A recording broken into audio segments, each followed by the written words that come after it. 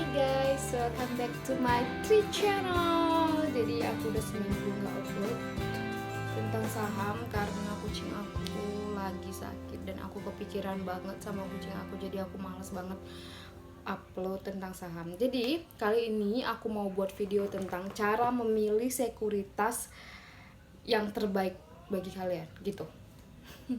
Jadi pertama, kalian harus banget lihat setoran awal dari membuat rekening setoran awal untuk membuat rekening saham di sekuritas tersebut gitu. Maksudnya itu setoran awal, kalau misalnya kita mau buka rekening saham itu dianjurkan banget buat setoran awal. Kalau misalnya setoran awalnya itu dari 100.000 sampai 10 juta guys. Jadi tiap sekuritas beda-beda ya setoran awalnya. Kalau misalnya ada aku saranin sih sama kalian yang pemula banget, kalau misalnya kalian memang juga nggak punya uang banyak tapi mau untuk dapat berinvestasi di saham, kalian aku saranin untuk dapat memilih sekuritas yang setoran awalnya itu 100.000 aja gengs. Kalau misalnya kalian emang banyak duit dan memang benar-benar mau berkecimpung di dunia saham, aku saranin juga misalnya nih kan minim setoran awal itu menentukan sekuritas yang mana yang terbaik gitu kan. Jadi semakin banyak kalian membuat setoran awal, semakin berkualitas lah sekuritas tersebut gitu. Jadi kalau misalnya kalian mau emang punya uang banyak, kalian milih sekuritasnya yang setoran awalnya juga ya jutaan juga sih. Kalau misalnya kayak kalau kalian banyak duit ya. Yang kedua, pilih biaya transaksinya kecil. Maksudnya di sini kan kalau misalnya sekuritas atau broker itu kan dapat keuntungannya di mana sih gitu kan?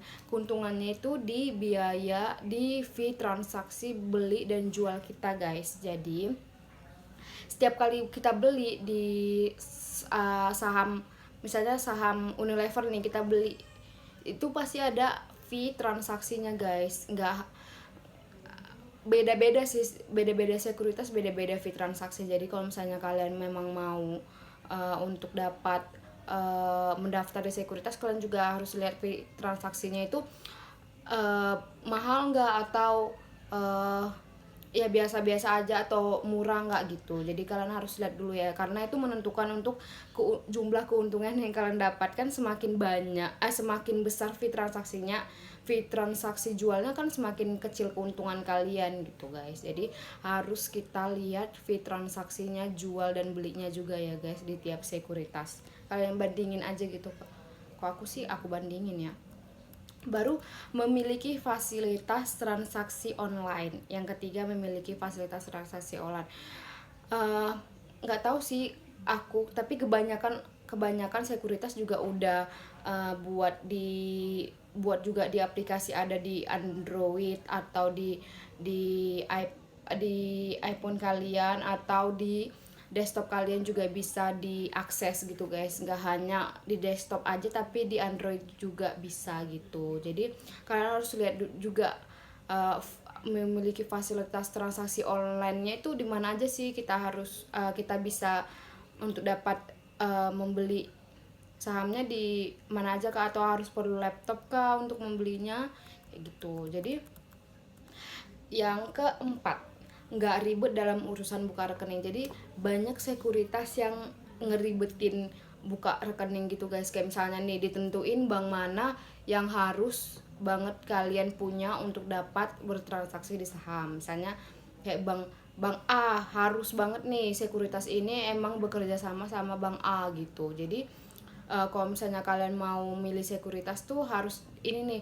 Kalau misalnya kalian memang punyanya bank B, jangan hanya gara-gara kalian, tapi terserah orangnya sih. Kalau misalnya aku malas banget untuk dapat membuat lagi buku rekening yang baru gitu guys atas nama gara-gara sekuritas itu bekerja sama gitu di suatu di bank bank bank bank apa di suatu bank gitulah, pokoknya bekerja sama tuh nggak banget sih menurut aku ya. Untuk dapat beli sekuritas juga kalian harus berpikir itu guys.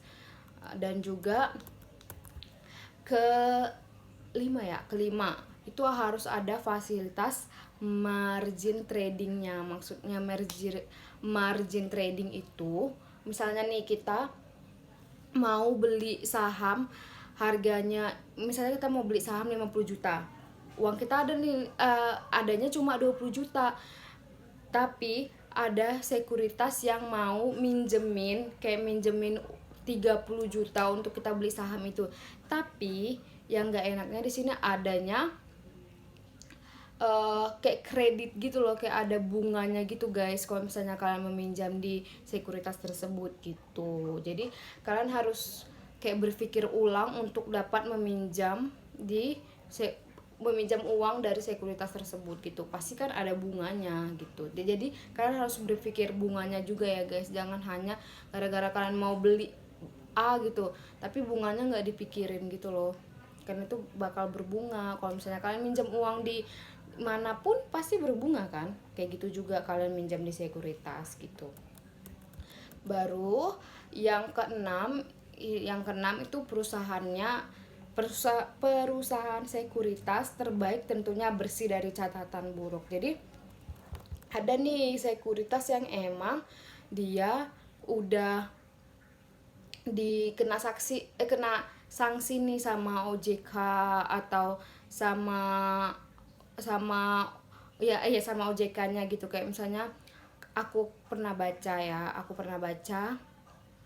itu ada PT Mandiri Sekuritas, PT Maybank Kim Eng Securities, RBH Securities dan CIMB Securities juga pernah ditegur.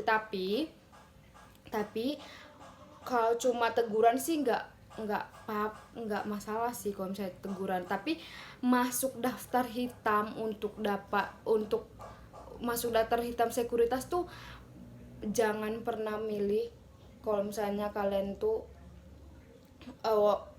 sekuritas tersebut mempunyai daftar hitam guys. Jadi maksudnya kayak dimasukin daftar hitam OJK gitu kan, berarti tuh menandakan bahwa sekuritas tersebut bermasalah gitu kan. Jadi aku saranin sama kalian, pokoknya kalian harus berpikir 2-3 kali untuk dapat menentukan sekuritas mana sih yang terbaik untuk kalian, buat kalian berinvestasi saham di sana. Karena investasi saham sendiri kan enggak hanya cuma 1 bulan atau 2 bulan atau 3 bulan, maybe kalian bertahun-tahun juga di situ nyimpan sahamnya. Kalau misalnya kalian mau memang sebagai investor ya, investor sama trading tuh beda. Kalau trading itu dia emang kalau misalnya harga belinya sama harga belinya lebih tinggi, itu pasti mereka langsung dijual kan. Kalau misalnya investor sejati adalah investor dimana